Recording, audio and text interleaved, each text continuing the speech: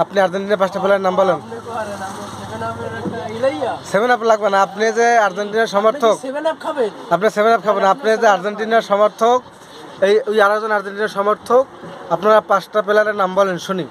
না আপনার দ্বারা তো আমরা নাম্বারটা বাদ না আর্জেন্টিনার 5টা খেলোয়াড়ের নাম বলেন।